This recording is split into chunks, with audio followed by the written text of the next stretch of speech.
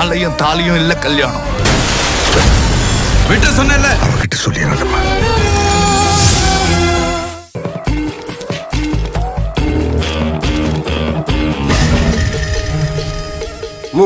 சரிங்க சார்.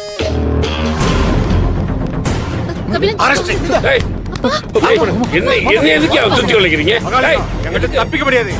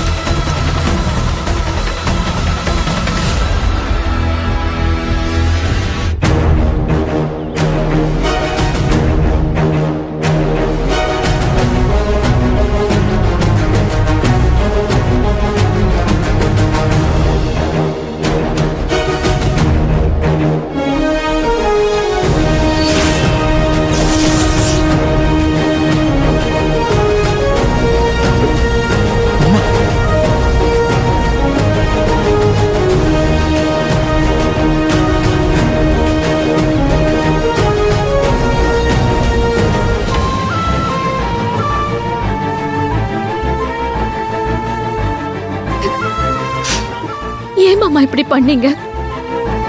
ஏன் என் குடும்பத்தை இப்படி கஷ்டப்படுத்துறீங்க?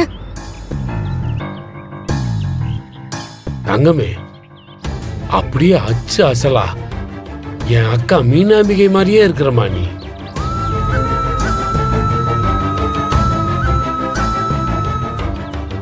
இதுவரைக்கும் எத்தனையோ தடவை நான் உன்னை தள்ளி நின்னு பார்த்திருக்கேன். முகத்துக்கு நேரா இவ்வளவு நெருக்கத்தில் நின்று இப்பதாம்மா நான் உன்னை பார்க்கிறேன். மாமா இத்தனை வருஷமா ஜெயில தாக்கு பிடிச்சிருந்ததே உனக்காகத்தான். என்னைக்காவது ஒரு நாள் உன்னை பாத்திர மாட்டோமான்னு நினைச்சுதான் இத்தனை வருஷத்தை நான் தள்ளுனேன். நீ எப்படி தங்க இருக்க? தங்கமே, இந்த மாமா உனக்கு ஞாபகம் இருக்கா? உனக்கு ஒரு வயசு இருக்கும்போது எப்பவுமே நீ என் கூடவே தான் இருப்ப. யாரு கூப்பிட்டாலும் நீ போக மாட்ட. நானும் உன்னை என் தோல்ல இருந்து இறக்கி விடவே மாட்டேன். நீ நல்லா இருக்கியாடா?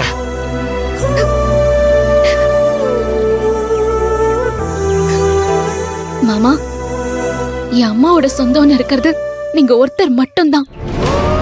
ஆனா நீங்க என் அப்பாவையே கடத்திருக்கீங்க. என் வீட்டுல உள்ளவங்களை மிரட்டி இருக்கீங்க.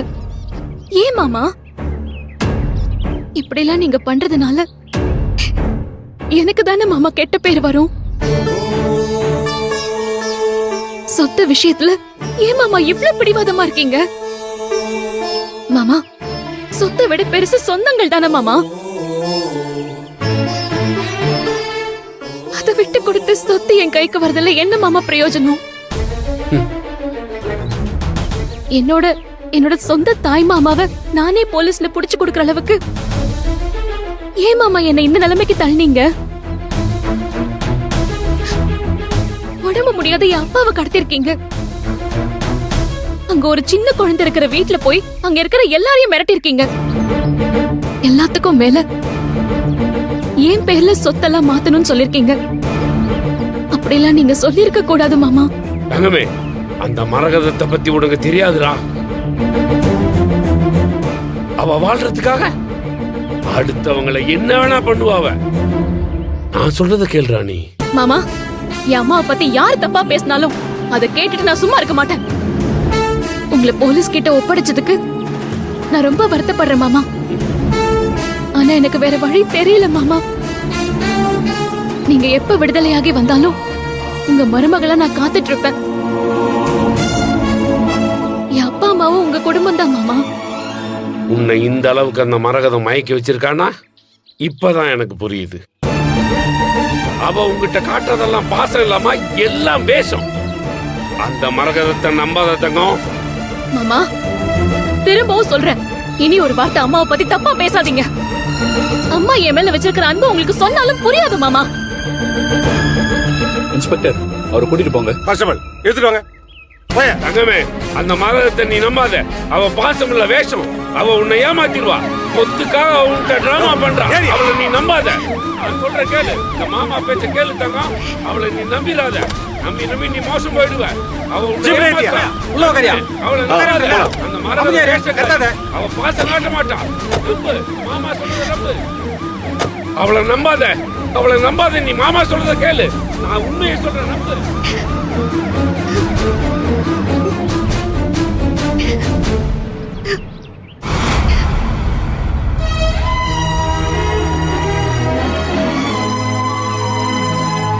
அப்பா, அப்பா வாங்கப்பா, வீட்டுக்கு போலாம். மாமா வாங்க மாமா போலாம்.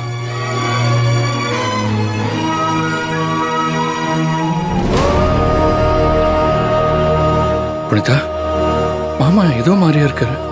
அப்பா பயந்து போயிருக்காருன்னு நினைக்கிறேன் கபிலன். சரி, நம்ம முதல்ல இங்க இருந்து கிளம்பலாம்ப்பா.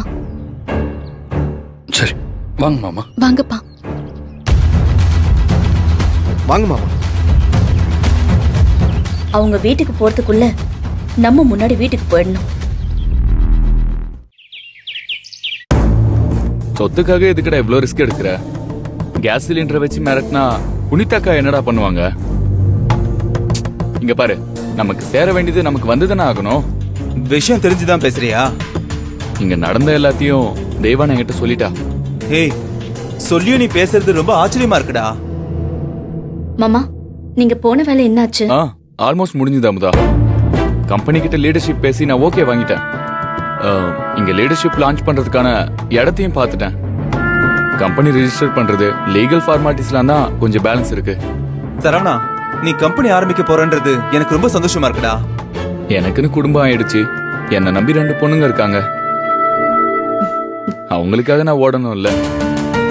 இன்னும் எவ்வளவு நாளைக்கு தான் நான் எல்லாத்துக்கும் அப்பா கையே எதிர்பார்த்துட்டு இருக்கிறது.